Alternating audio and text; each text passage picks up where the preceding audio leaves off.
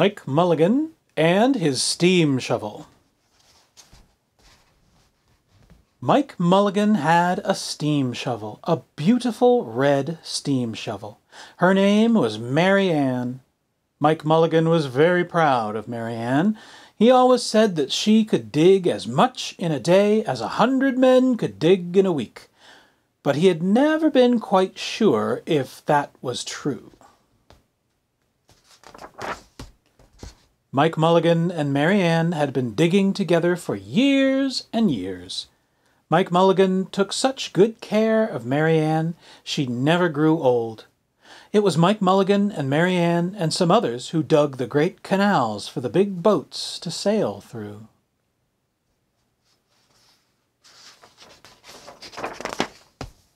It was Mike Mulligan and Mary Ann and some others who cut through the high mountains so that trains could go through.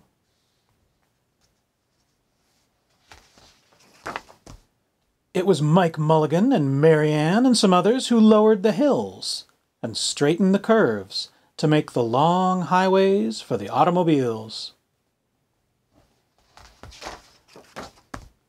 It was Mike Mulligan and Mary Ann and some others who smoothed out the ground and filled in the holes to make the landing fields for the airplanes.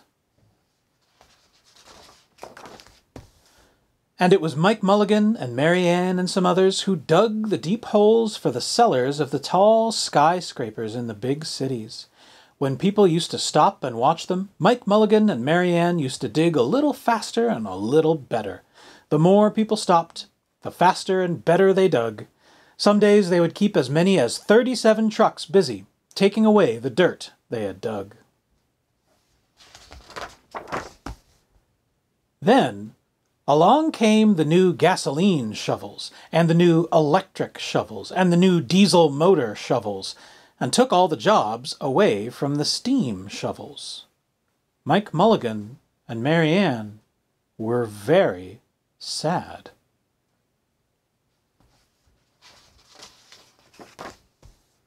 All the other steam shovels were being sold for junk, or left out in old gravel pits to rust and fall apart. Mike loved Mary Ann. He couldn't do that to her. He had taken such good care of her that she could still dig as much in a day as 100 men could dig in a week. At least he thought she could, but he wasn't quite sure. Everywhere they went, the new gas shovels and the new electric shovels and the new diesel motor shovels had all the jobs. No one wanted Mike Mulligan and Mary Ann any more. Then one day Mike read in a newspaper that the town of Popperville was going to build a new town hall.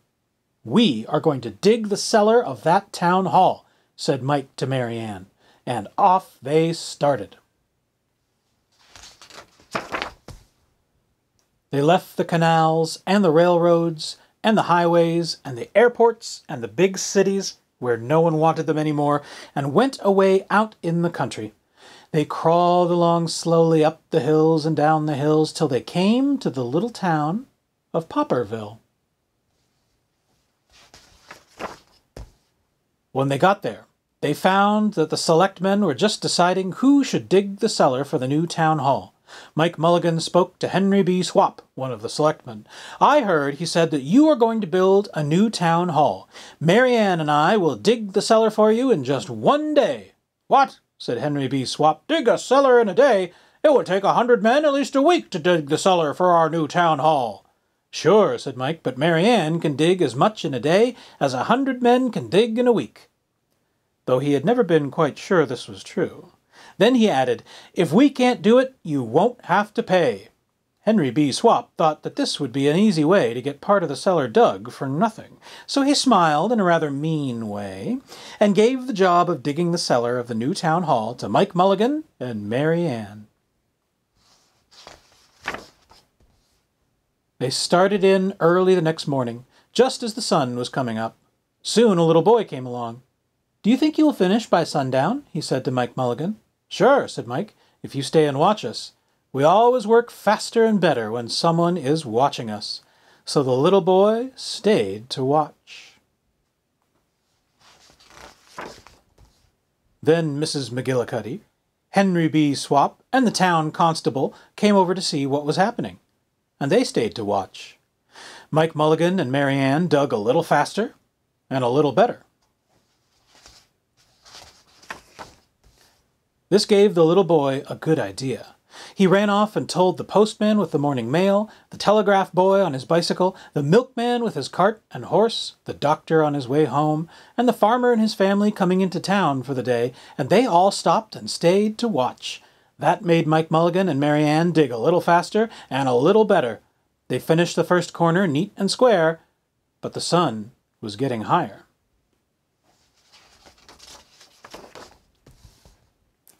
Clang, clang, clang! The fire department arrived. They had seen the smoke and thought there was a fire. Then the little boy said, "Why don't you stay and watch?" So the fire department of Popperville stayed to watch Mike Mulligan and Mary Ann. When they heard the fire engine, the children in the school across the street couldn't keep their eyes on their lessons. The teacher called a long recess, and the whole school came out to watch. That made Mike Mulligan and Mary Ann dig still faster and still better. They finished the second corner neat and square, but the sun was right up in the top of the sky.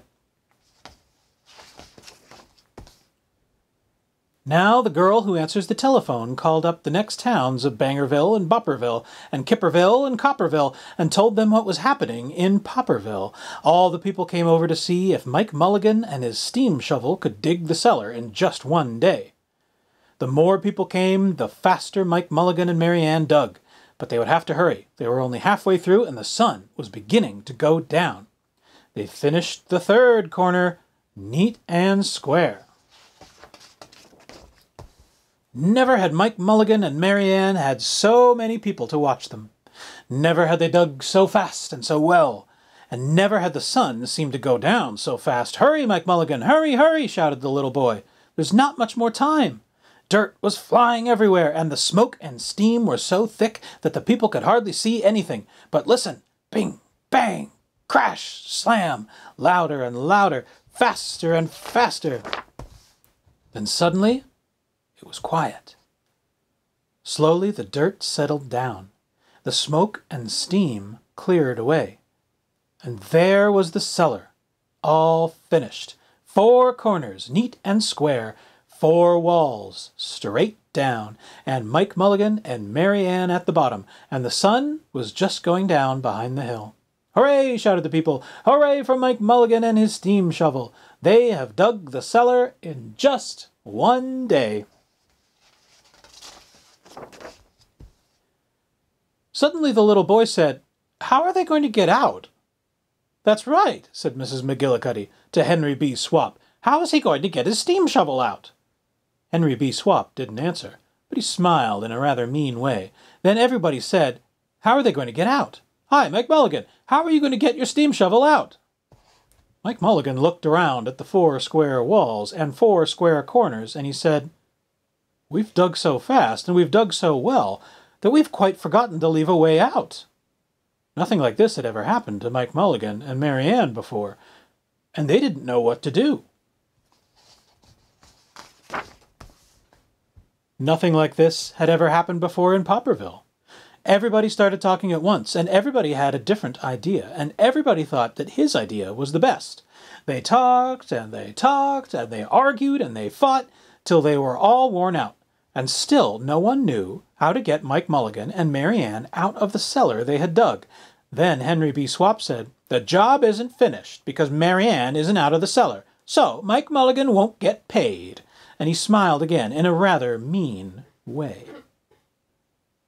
Now the little boy, who had been keeping very quiet, had another good idea. He said, "Why couldn't we leave Mary Ann in the cellar and build the new town hall above her? Let her be the furnace for the new town hall, and let Mike Mulligan be the janitor. Then you wouldn't have to buy a new furnace, and we could pay Mike Mulligan for digging the cellar in just one day." "Why not?" said Henry B. Swap, and smiled in a way that was not quite so mean. "Why not?" said Mrs. McGillicuddy. "Why not?" said the town constable. "Why not?" said all the people. So they found a ladder and climbed down into the cellar to ask Mike Mulligan and Mary Ann. "Why not?" said Mike Mulligan. So it was decided, and everybody was happy. They built the new town hall right over Mike Mulligan and Mary Ann. It was finished before winter. Every day the little boy goes over to see Mike Mulligan and Mary Ann, and Mrs. McGillicuddy takes him nice hot apple pies.